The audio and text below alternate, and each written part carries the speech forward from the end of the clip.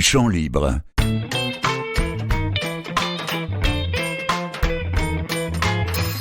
Champ libre. Une émission sur l'agriculture et l'alimentation dans le Perche. Animé par Christophe Lécuyer. Agriculture, Écologie, alimentation, santé, emploi. économie locale.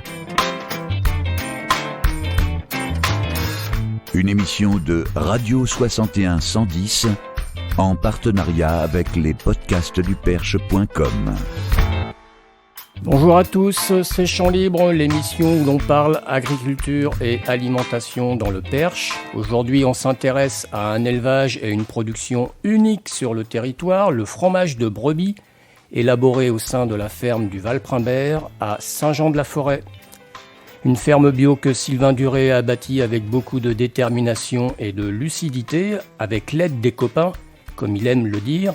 Aujourd'hui associé avec Sébastien Angot, fromager. Une ferme d'élevage pleine de bon sens, dont on a envie de goûter les produits. Une aventure lancée depuis une quinzaine d'années maintenant. Les productions se sont diversifiées, semblent bien maîtrisées. Bonjour Sylvain. Salut. Comment tu décris ta ferme aujourd'hui ? Je sais pas si tu as précisé que j'étais en agriculture biologique. Ça va venir. Alors une ferme en bio, une ferme sur 150 hectares qui embauche aujourd'hui 6 personnes. Donc on est 2 associés et on a créé le 6e emploi. Une ferme tournée sur les autres avec des projets collectifs. Je pourrais en reparler, le collectif Percheron, 1000 Perches, le magasin Le Chardon. Voilà, plus d'autres aventures, la farine bio du Perche. C'est important. C'est des projets qui nous animent, ouais. C'est important d'être nombreux à travailler ensemble. Alors déjà d'être 2 sur une ferme en co-gérance, c'est top. Et puis la co-responsabilité, ça me plaît bien, ouais. La complémentarité. Et l'idée d'avoir réussi à créer un petit noyau autour de la ferme avec des gens, des collaborateurs qui travaillent avec nous et qui sont contents de venir bosser à la ferme, c'est très agréable. Ouais. On va revenir un petit peu plus tard sur tes produits. À quel moment tu t'es dit j'ai envie d'être paysan ? Alors je me suis surtout dit au début je ne veux pas être paysan parce que moi j'ai grandi à Paris, je suis allé vivre chez mon père à l'âge de 13 ans et lui était double actif, il avait une boîte de com et il était paysan et donc je voyais la double activité plus en plus s'occuper des mômes. Et je m'étais dit, mais c'est un sacerdoce d'être paysan. Donc, la journée, il était à l'agence de com, et puis le matin et le soir, il nourrissait les chevaux et puis les brebis viande. Et je m'étais dit, mais c'est horrible. Après, je me suis plus ou moins orienté dans l'agricole, ou plutôt dans le développement local. Je voulais être animateur des territoires ruraux. J'ai un BTS et une licence dans ce domaine. C'est ça, tu as une formation voilà. Sur ce sujet. Et puis en fait, en bossant là-dedans, je me suis dit, c'est pas du tout ce que j'ai envie de faire. Je voulais pas être... Bien souvent, tu es un peu le larbin des élus, enfin, tu es un petit peu l'animateur des élus, et j'avais pas du tout envie. Je préférais être acteur directement. Et finalement, on l'a un peu monté avec tous les collègues. L'histoire du collectif, c'est tout à fait ce que j'aurais aimé faire de l'autre côté si j'avais pas été paysan, c'est-à-dire être animateur au sein d'une structure comme ça, monter un projet de mutualisation des ventes, de trouver des débouchés en commerce équitable, à plusieurs, voilà, c'est vraiment ça qui m'animait. De toute façon, j'aurais bossé plutôt dans la diversification agricole ou l'animation pour les jeunes dans les territoires ruraux. Tu parles du collectif, il faut peut-être l'expliquer parce que je ne suis pas sûr que nos auditeurs savent ce qu'est le collectif. Le collectif Percheron des producteurs fermiers, c'est le nom complet. C'est une aventure qui date depuis 2009, qui était à l'initiative de la Confédération paysanne de l'Orne, qui nous a bien aidé au début à constituer un groupe de paysans et de réflexion sur comment réussir à trouver des débouchés, à bien valoriser notre production, et notamment sur la région parisienne, puisqu'il y avait 6 groupes qui étaient constitués, en AMAP ou en ASSO. Et du coup, c'est parti avec ce petit groupe de paysans. Au début, on était 13, et constitués en ASSO. Alors, on n'était pas que des bio, il y avait des agricultures pas raisonnées, comme on dit, durables, plus ou moins impliquées dans l'écologie, je dirais. Et depuis 2012, on a resitué un petit peu l'activité sur l'agriculture bio. Voilà. Donc ça, c'est donc le collectif en parallèle de la ferme. Bien C'est sûr. un des débouchés de la ferme. Donc ce collectif, pour en parler un petit peu, c'est donc des paysans qui se réunissent pour commercialiser ensemble leurs produits en région parisienne. En région parisienne, exactement. T'as tout compris. Donc comment ça se passe? En gros, on a 35 groupes sur Paris, à peu près 1200 familles. On reçoit les commandes directement sur nos ordis. On est à même d'avoir les commandes 10 jours avant pour pouvoir les préparer. Et on va livrer sur une semaine 7 tournées différentes. Voilà. Donc à tour de rôle, les paysans y vont avec les 2 animateurs qu'on a embauchés, les 2 coordinateurs. On a une plateforme logistique à Berduy qui permet de réceptionner la marchandise, de préparer plus ou moins les commandes et de les dispatcher dans les camions en fonction des différentes tournées. C'est nécessaire d'aller jusqu'en région parisienne pour commercialiser des produits de haute qualité, à savoir bio, paysans. C'est-à-dire que la plupart des paysans commercialisent déjà localement, soit sur les marchés, Ouais. soit dans les petites épiceries, et que sur Paris, il y a une énorme demande. Et puis, c'est pas déconnant. Nous, de Berduy, on est à 150 km. Je vais pas reprendre ce qu'a dit Manu il y a plusieurs mois, Je mais ne sais pas ce qu'il a dit. effectivement, c'est logique. Non, je l'ai entendu sur cette même radio. C'est logique d'aller livrer à Paris parce que forcément, c'est à côté et il y a un énorme potentiel de vente. Et il y a des gens qui ont envie de manger bien et de savoir d'où viennent leur nourriture. Bien sûr. Le bio, dans tout ça, quand je reprends un petit peu dans le démarrage, ça a été pour toi une évidence. Voilà, ouais. Pourquoi ? C'est une philosophie, je pense. C'est-à-dire, quand je produis, je regarde surtout ce que je vais laisser derrière moi. Et même depuis 15 ans, nos pratiques ont changé. Tu vois. On utilisait beaucoup de plastique, notamment avec les ballots enrubannés, donc qui sont enrubannés de cellophane, en fait, ce qui permet de faire une fermentation pour conserver le ballot, une fermentation anaérobie. Ça, on a arrêté. Pour nourrir les animaux. Voilà, pour nourrir les brebis. bovins, parce qu'on a un petit troupeau de bovins. Et en fait, ça me déplaisait. Déjà, de donner de l'aliment fermenté aux bêtes, c'est pas très bon. Et puis en plus, on produisait énormément de plastique, qui est compliqué à recycler. Donc ça, on a arrêté. On s'est équipé différemment pour pouvoir faire du foin sec. Ce qui, d'un point de vue... ça va avec la logique de la ferme. Voilà. Le prochain enjeu, c'est les pots plastiques de nos pots de yaourt. D'accord. Voilà. Donc les pratiques évoluent, heureusement. Alors ça c'est pour et puis par rapport à ta question sur le bio, c'est un cheminement, c'est-à-dire moi j'ai envie de regarder d'où vient la nourriture que je donne à mes bêtes. Je ne conçois pas que ça vienne de l'autre bout de la planète pour des apports en protéines par exemple, j'ai envie de les produire localement. Économie locale. Voilà. Et puis j'ai envie de faire gaffe. Moi, aujourd'hui, si tu achètes un yaourt Valprimbert, j'ai envie que tu vois un pré avec des haies, avec des chemins autour, des gens qui se baladent, des brebis qui pâturent. Et voilà. J'ai pas envie que tu vois une ensileuse avec du maïs et puis de haies et le chemin bouché avec des bidons et des barbelés. Donc une agriculture qui a du sens et qui est durable. Ouais, voilà. Non, mais vraiment, pour moi, c'est évident.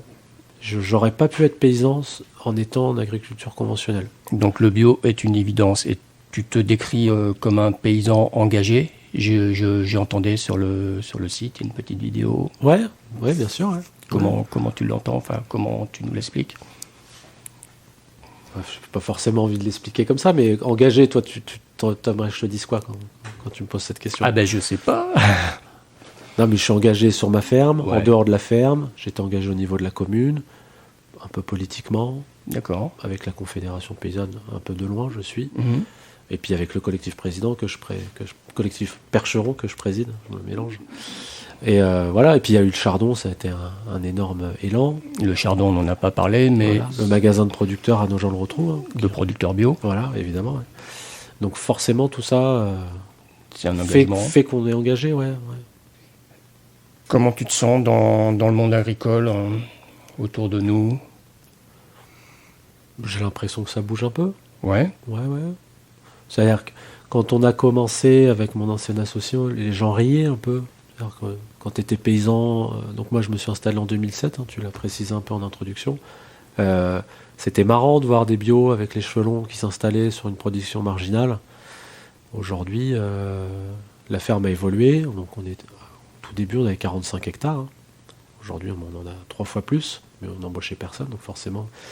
Et là, on arrivait à un très bon équilibre par rapport aux quantités de terre qu'il faut pour nourrir l'ensemble des bêtes, qui permettent de nourrir l'ensemble des salariés, enfin de sortir un salaire pour l'ensemble des collaborateurs qui travaillent avec nous. Donc l'équilibre, Voilà. entre effectivement les animaux et les terres qui nourrissent les animaux. Voilà, ouais. Et parce que tu peux trouver un équilibre avec moins d'animaux. Tu peux trouver, mais souvent c'est au détriment de ta santé ou de ton temps. C'est-à-dire qu'il y a des fermes qui ont fait le pari de rester qu'à 2, mais du coup, t'es qu'à 2. Nous, notre objectif, c'était d'avoir du temps pour nos familles. Donc ça veut dire d'avoir du temps le matin pour s'occuper des enfants, d'avoir des vacances, puisque Seb comme moi, nos compagnes travaillent pas du tout sur la ferme. Et donc c'était un compromis entre trouver un équilibre et une certaine dimension pour pouvoir sortir suffisamment d'argent, hein, pour pouvoir payer des gens qui viennent t'aider. Donc il y a un juste milieu, je pense que là on l'a trouvé. Un équilibre entre le choix économique et le choix de vie. Exactement, c'est-à-dire que tu peux viser un truc très minimaliste, mais souvent c'est toi qui fais tampon. Qui fait tampon sur les coups durs au moment des agnelages, au moment des foins, voilà. Et là, l'idée d'être entouré, c'est-à-dire que il faut quand même être là, puisque on est un petit peu les patrons, il n'y a pas de terme, mais il y a vraiment une émulsion. Donc chacun a son poste dans les collaborateurs, et c'est pour ça que ça fonctionne. Ça fonctionne. Et c'est très agréable, ce que je ne connaissais pas. Moi, je m'étais pas dit un jour je serais patron et je gérerais 6 personnes. 6 personnes plus 2 apprentis et une stagiaire. Donc en fait, on est 11. Donc ça fait vraiment une petite équipe. Hein. C'est notable, hein, un patron heureux. Je sais pas. Non, mais en tout cas, au niveau des collaborateurs, on n'a pas du tout des gens pris du milieu agricole. Je citerai pas leur prénom, on a des gens qui étaient maîtres chiens. Tu vois, on a une collaboratrice qui était maître chien, qui est maintenant dans la fromagerie, prépare les commandes, gère les livraisons. On a une personne sur l'élevage qui était bûcheron, qui maintenant est berger. On a une fromagère qui était fromagère, elle. Voilà. Et en fait, on regarde plus la motivation des gens et la complémentarité qu'il pourrait y avoir dans l'équipe. Voilà. Super. Non, c'est très agréable. On trouve où les produits de Valprimbert ? À part le GIE, ouais, et le chardon.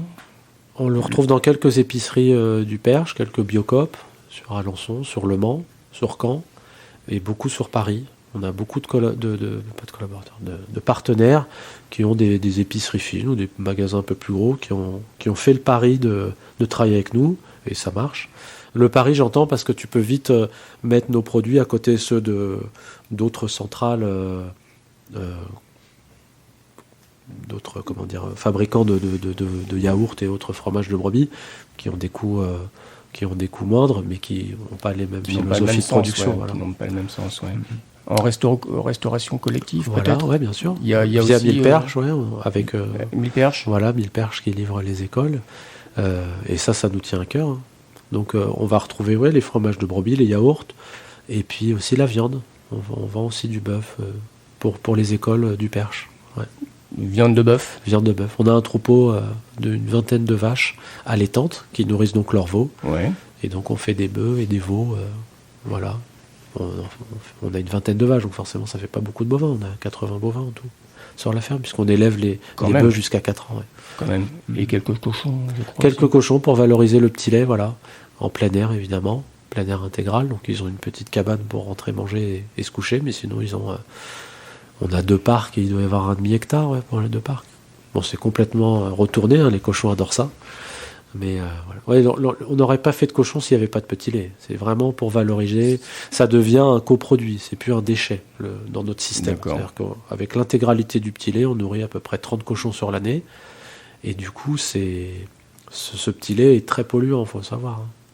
S'il fallait recycler le petit lait, il faudrait soit une station d'épuration démentielle, soit trouver un débouché quelconque, mais j'en ai pas. Rien ne se perd. Il faut savoir qu'un demi-litre de petit lait, c'est la consommation d'un être humain en eau potable, enfin en eau usée par jour. Douche, lave-vaisselle, toilette, etc. Donc quand c'est même énorme. Un demi-litre. D'accord. Voilà. Donc valoriser Valoriser le petit lait, valoriser le son, puisque notre blé, je disais, la farine bleu du Perche, on récupère le son de la farine pour nourrir les cochons. Donc finalement, les cochons, on les nourrit qu'avec des coproduits. Le sous-produit du blé, le sous-produit du fromage. Voilà. C'est un circuit, rien ne se perd. Ok. Allez, on fait une petite pause, on se met l'eau à la bouche. La tome, Le pérail, le petit primbert, nature ou aux herbes, le fromage fait à la ferme, le valbloche, la colline de brebis, le cœur cendré, la brousse,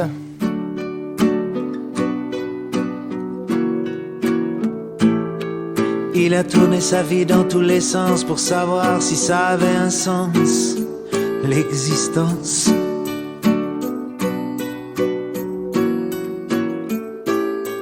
Il a demandé leur avis à des tas de gens ravis de donner leur avis sur la vie.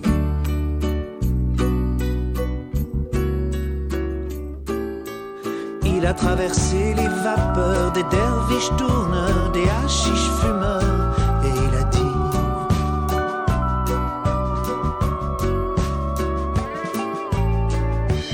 la vie ne vaut rien, rien. La vie ne vaut rien. Mais moi quand je tiens, mais moi quand je tiens, là dans mes deux mains éblouies, les deux jolis petits seins de mon ami, là je dis: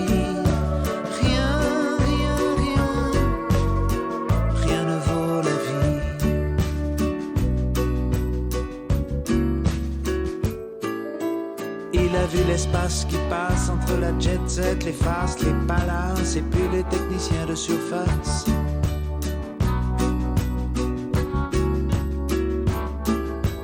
D'autres espèrent dans les clochers, les monastères, voir le vieux sergent Pépère, mais ce n'est que Richard Gere.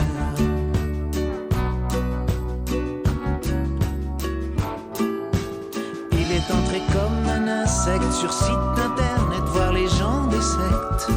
Et il a dit: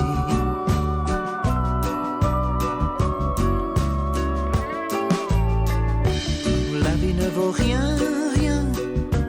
La vie ne vaut rien.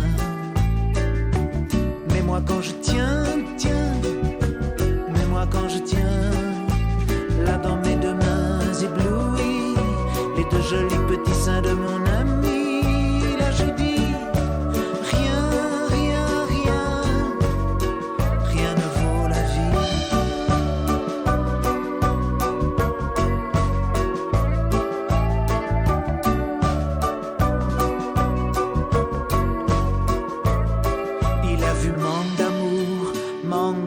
comme la vie c'est détergent, et comme ça nettoie les gens.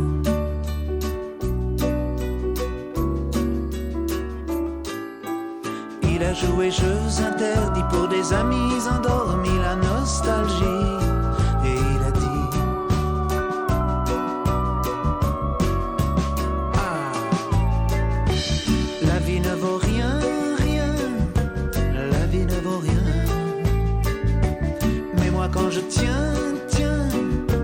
mais moi quand je tiens, là dans mes deux mains éblouies, les deux jolis petits seins de mon ami, là je dis: rien, rien, rien, rien ne vaut la vie. Rien, rien, rien, rien ne vaut la vie. Rien, rien, rien, rien ne vaut la vie. On est avec Sylvain Duret, paysan engagé au sein de la ferme du Val-Primbert. Sylvain, c'est quoi la particularité d'un fromage de brebis ? La particularité d'un fromage de brebis Je ou d'un sais lait pas, de brebis ou... D'un fromage, de ce qu'on consomme, au point de vue santé, diététique. Pourquoi Souvent mes les clients gens se achètent, rassurent en mangeant les fromages en disant que c'est beaucoup moins gras. Pourquoi ? Mais c'est pas vrai du tout, c'est 2 fois plus gras, un lait de brebis est 2 fois plus gras qu'un lait de vache, donc peut-être que ça les rassure. Après c'est peut-être plus digeste, peut-être qu'on a les enzymes qui sont plus adaptées à digérer un lait de petits ruminants, mais bien souvent c'est plus la façon dont élève les ruminants que le lait en lui-même. Une vache qui a bien mangé, elle fera forcément un bon lait. Le lait de brebis, je sais pas, moi, je le trouve plus neutre qu'un lait de vache, moins fort. Souvent, les gens ont l'impression, quand ils vont manger un yaourt, qu'ils vont s'étouffer, que c'est très fort, que ça va piquer, que ça va avoir le goût de chèvre. Pas du tout, hein. Un lait de brebis, c'est très doux. C'est gras. Tu sens que c'est plus gras qu'un lait de vache. Voilà. D'accord. Après, une brebis, c'est beaucoup plus petit. Hein, en termes, une vache va faire 15 litres par jour, quand une brebis va en faire 2,5 au pic, 3. 15 litres par jour pour une vache, c'est une moyenne. Oui, c'est une Moi, moyenne. je te parle d'une moyenne sur 9 mois de lactation. Ouais. Oui, bien sûr, tu peux les monter à 30 litres, hein, si tu blindes en alimentation. Ouais. Dans le lait de brebis, tu peux peut-être... Pourquoi je suis arrivé au lait de brebis aussi ? Pourquoi pas une autre production ? Je te vois venir. Le lait de brebis, en fait, quand j'ai raconté un peu mon histoire au début, en préambule, il y a 20 ans, mon père et ma belle-mère ont déménagé. Donc moi, j'étais grand, j'étais déjà en licence à Neuvic, en Corrèze, mais bon, bref, ils ont déménagé dans les Pyrénées et ils ont repris un troupeau de brebis allaitantes. Donc en fin de carrière, à 7-8 ans de la retraite, 10 ans peut-être, je sais plus. Et du coup, ça m'a mis un peu la puce à l'oreille, j'allais là-bas, j'aimais bien donc de traire les brebis. Donc là, on était vraiment dans les Pyrénées, à 1100 mètres d'altitude. Et de fil en aiguille, en 2007, je me suis dit pourquoi pas, je commençais à être grand et dire bon, j'avais 25-26 ans, je peux peut-être moi aussi faire ma ferme. Et donc, pourquoi pas en brebis laitière, voilà. Donc, l'histoire de la ferme, c'est on a acheté un pré avec mon ancien associé, il y avait une maison en ruine dessus que j'ai retapée, aujourd'hui je vis avec ma femme et mes 2 enfants. Et on a construit les bâtiments, l'intégralité des bâtiments et du chemin. Il y avait 500 mètres de chemin créé, mais on a acheté un cadre pas trop cher et on a pu créer un outil un peu à notre image, c'est-à-dire adapté pour la brebis. Parce que bien souvent tu visites des fermes, c'est adapté pour les vaches, donc il faut commencer par casser pour recréer. Là on a pu créer une bergerie adaptée aux brebis, à nos contraintes, même si elle a évolué, hein, et l'ensemble des bâtiments a évolué sur la ferme, mais voilà, donc c'était une histoire. Et puis la brebis, dans la tête de beaucoup de gens, et moi le premier, c'était simple, c'est-à-dire au début tu peux commencer avec des palettes et des bouts de ficelle pour faire des cases. Alors que bon, maintenant j'ai bien changé. C'était le début quand même. C'est le début, voilà. Alors que les vaches, il faut tout de suite avoir plutôt des grosses contentions, des grosses barrières, une stabulation. Voilà. Et c'est vrai, au début j'ai pu commencer avec pas grand-chose.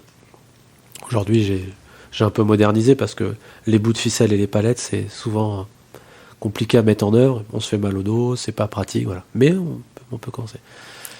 Ce qui est bien, c'est que c'est toi qui fais la question et la réponse. Et tu m'en remercies. Et donc oui, la brebis, c'est quand même un animal les brebis, notamment laitières, ouais. qui est plutôt, quand on entend fromage de brebis, on pense plutôt au Roquefort, aux Causses, on sûr. pense plutôt aux Pyrénées, etc. Donc là, ça y est, c'est arrivé, c'est dans le Perche, on a du fromage de brebis bio.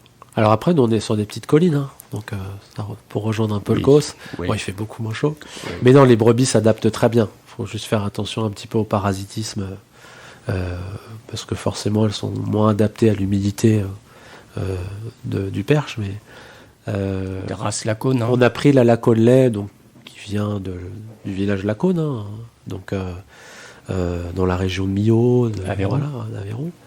Et pourquoi ? Parce que c'est une très bonne laitière.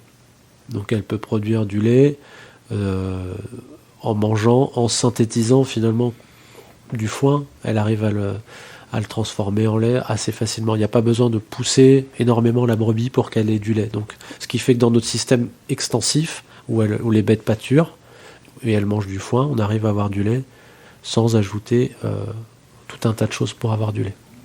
Voilà. Disons que c'est du luxe pour une Lacône d'arriver dans le Perche. Les terres sont bien grasses quand même par rapport à là-bas. Le climat est beaucoup plus humide, donc au niveau des pieds, il faut être attentif pour ne pas avoir de boiterie ou de piétin, d'échauffement. Et puis au niveau du parasitisme, mais on veille au grain. Elle s'habitue. D'accord. Et pour on l'a évoqué tout à l'heure sans aller plus loin, l'alimentation des animaux donc est produite évidemment sur la ferme, Ouais. Autonomie. À 90%. Alors, depuis 200, on achète des bouchons de luzerne qui viennent de Bretagne en bio. Puisque avant la mise à l'herbe fin mars, on a une petite période où il y avait un creux dans l'alimentation. Malgré le fait qu'on fasse du foin de luzerne, les bouchons, ça amène un petit plus. Voilà. D'accord. Donc ça, on a fait le pari. Sinon, oui, l'aliment vient de la ferme. On produit du grand épaule, de la févrole, du pois, de l'orge et un petit peu de blé qu'on vend à la farine Bleu du Perche. Voilà, toujours en association. On ne met jamais une orge tout seul ou un blé tout seul. On va toujours mélanger avec une légumineuse. Pour avoir une production la plus équilibrée ou Une la meilleure association, possible. voilà, pour les endroits où la févrole ou le pois vont plus se développer que la graminée. Voilà. Le travail du sol. Alors le travail du sol, ça dépend des terres. On a des terres assez loin de la ferme, sur des terres séchantes. Donc là, on peut se permettre de ne pas labourer. Ça marche plutôt bien. Par contre, sur les limons, c'est compliqué. On a, pour lutter contre les mauvaises herbes et installer notre graine en premier, avant que les mauvaises herbes poussent, bien souvent, on fait un petit labour. Alors un petit labour, hein, j'entends, entre 15 et... Non. 15 et 17 cm, voilà. Mais... effectivement, dans un monde idéal, il ne faudrait pas labourer, parce que ça reste une aberration agronomique de mélanger les strates, même sur 17 cm. Sauf que pas mal de paysans qui essayent, c'est compliqué. C'est pas facile. Bien souvent, en fait, je m'aperçois que je fais mieux pousser l'herbe que les céréales. Donc, l'assolement, la totalité des terres a un peu évolué vers... aujourd'hui, sur les 150 hectares, on doit avoir 25 hectares de culture. Là, sinon, c'est de l'herbe. Donc tu pourrais pas être céréalier alors. Ah non, et puis je serais désespéré en fait. De passer beaucoup de temps dans un tracteur à essayer de lutter contre pas les mauvaises herbes, mais les adventices qui poussent, les plantes qui poussent finalement. C'est un équilibre. C'est une nécessité d'avoir des animaux sur une ferme. Ah oui, bien sûr, Ouais. pour la matière organique, pour la rotation, puis pour trouver une fin. Moi, l'idée de vendre une matière première, ça m'intéresse pas. Vendre du lait ou vendre du blé, c'est compliqué. Quand il y a une finalité derrière et qu'il y a une transformation, c'est là où ça devient intéressant. Déjà parce que le cheminement est intéressant, peut-être pas intellectuellement, mais bon bref, pour le paysan, moi, je trouve ça c'est assez valorisant. Et puis ça permet de tirer son épingle du jeu, c'est-à-dire que tu arrives à sortir un salaire décent et avoir des... Quand tu vends un produit brut, t'embauches peu de monde finalement. Non, mais tu peux avoir une ferme sans animaux qui transforme ses produits. En céréales, tu entends? Oui, enfin, la question c'était... Sans animaux. La question c'était est-ce que c'est nécessaire d'avoir des animaux sur une ferme? Bah, ça dépend quelle ferme. Si t'es en maraîchage, c'est plus compliqué. Je pense que Ouais, c'est sûr. très chronophage. Hein. Ouais, Mais la polyculture élevage, pour moi, c'est une évidence. d'accord. D'avoir un troupeau qui te produit du fumier, qui peut être composté, qui va revenir amender ton sol, donc amener de la matière organique et faire vivre ton sol, c'est un cycle vertueux. À partir du moment où tu enlèves l'étape matière organique sur ton sol, c'est compliqué. Et donc tu achètes à l'extérieur, sur d'autres types d'élevage, de la matière organique, du fumier, du compost. C'est effectivement pas évident d'être autonome en grande culture sans animaux. Il y a des gens qui y travaillent quand même. Sur des rotations avec des légumineuses, mais ça s'essouffle assez rapidement. C'est-à-dire qu'il faut se projeter dans 100 ans. Oui, L'agriculture triennale du Moyen-Âge, il y avait toujours des bêtes, un an de repos tous les 3 ans, et c'était pas pour rien. on n'est plus au Moyen-Âge. On n'est plus au Moyen-Âge. Non, mais on peut se servir de ce qui marchait. Tout à fait. Voilà. Tout à fait. Des projets, Sylvain, qui vont arriver sur la ferme ou dans les... On a eu Dans les beaucoup de différents projets circuits. là depuis que Seb est sur la ferme. Ça va faire 6 ans. On a refait la fromagerie. Sébastien, ouais, le fromager, ton mon associé. collègue, Ouais. voilà. Et on a refait énormément de choses. Donc on a refait une fromagerie de 300 mètres carrés avec les caves, avec les prépas de commande, avec toutes les salles d'affinage, etc. Donc un outil qui est Un très outil fonctionnel. performant Ouais. et très agréable pour Ouais. nous comme pour les collaborateurs et collaboratrices. On a refait l'ensemble de la bergerie, j'entends les sols de la bergerie, donc on a ce qui permet que les bêtes soient bien. Sous le fumier, forcément, il y a du calcaire, donc il faut qu'il soit bien installé, bien tassé. Donc on a refait tout ça pour que, au moment du curage, quand je vais nettoyer la bergerie, ça soit facile. On a refait les quais d'alimentation, on a refait beaucoup de choses, la cour, pour qu'on ne soit pas dans la boue. L'ergonomie, en fait, grosso modo, de travailler dans Un outil de pragmatique, bonnes conditions. ouais. Un truc simple. Et voilà, on a refait la salle de traite aussi, avec un système mécanisé, c'est-à-dire qu'on a maintenant un chariot qui place les brebis, qui met la bouffe.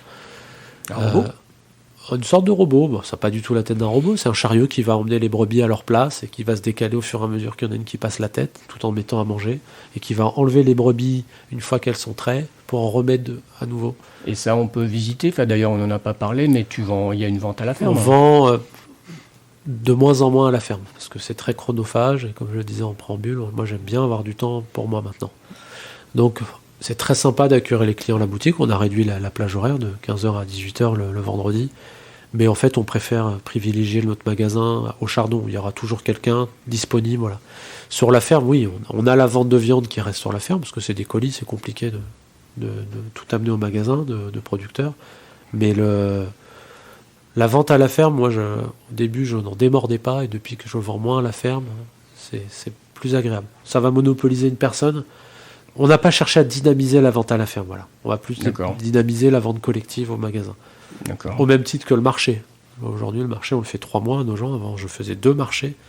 Mais grâce au réseau du collectif, du Chardon, de Mille Perches et de tous nos partenaires qui revendent nos produits, le marché, quand tu regardes le temps que tu passes par rapport au chiffre d'affaires, c'est pas très équilibré. Et puis s'il pleut, il n'y a pas de clients. S'il neige, il n'y a pas de clients. Si c'est les vacances et que c'est pas le bon créneau, il y a moins de clients.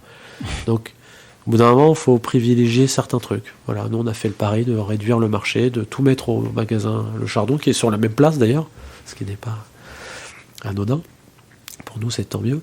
Et voilà. Et en fait, on préfère préparer une commande le vendredi ou le jeudi pour livraison fin de semaine.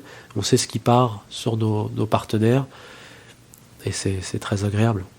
D'accord. Ben, avant de terminer cet échange, tu as un message à passer ? Pas plus que ça, sauf si... Quel type de message ? Sur l'avenir ? Oui. Sur l'environnement ? Sur la terre qu'on laisse à nos enfants ? Bah oui. Voilà, se poser les bonnes questions en tant que... Mais il n'y a pas que les paysans, chacun... Comment tu gères au quotidien pour limiter ton impact et voir quelle terre tu vas laisser à tes mômes, quoi. Ou aux enfants. Ça va aller très vite, là, parce qu'on parle de réchauffement, on parle de gros problèmes climatiques, ça va bien au-delà de l'agriculture, et c'est maintenant qu'il faut le faire, quoi. Tu plantes des arbres ? Je plante des arbres, surtout je laisse les haies, moi. Moi, j'ai pas de grand champ. Donc on replante, là, cette année, avec le parc du Perche, on replante 3 km de haies. C'est parce que c'est subventionné, c'est un sacré coup de pouce. Et je m'en occupe pas. J'en ai planté avant. 3 km quand même ? Ouais, 3 km. Ouais. Super. D'endroits où les haies avaient été arrachées dans les années 80, je pense. Oui, t'as rien inventé, c'était des haies qui existaient auparavant. Ouais. Non, mais c'est ce que je disais. Moi, ce que j'aime, c'est m'imaginer quand tu manges ton pérail ou ta tome, c'est qu'il y a des brebis qui pâturent, des gens qui se baladent dans les chemins, des gens à vélo avec la poussette et qui respirent pas les pesticides, le lisier de porc, voilà. C'est un tout, le monde rural. Il n'y a pas que les paysans qui produisent, il y a des gens qui vivent à côté. Et ça, on y fait très attention. Merci Sylvain. Merci Christophe. À bientôt. Je te souhaite une belle saison ainsi qu'à tes associés, collaboratrices, collaborateurs. Merci Virginie à la technique. Merci à Romulus pour la musique, à Lio pour la création du jingle, à toute l'équipe de Radio 61 110. Retrouvez le podcast Chant Libre sur bretonsel.fr, sur les podcasts du perche.com et sur les plateformes de streaming Apple Podcast, Google Podcast, Spotify, Deezer et bien d'autres. Pour écouter où vous voulez, quand vous voulez.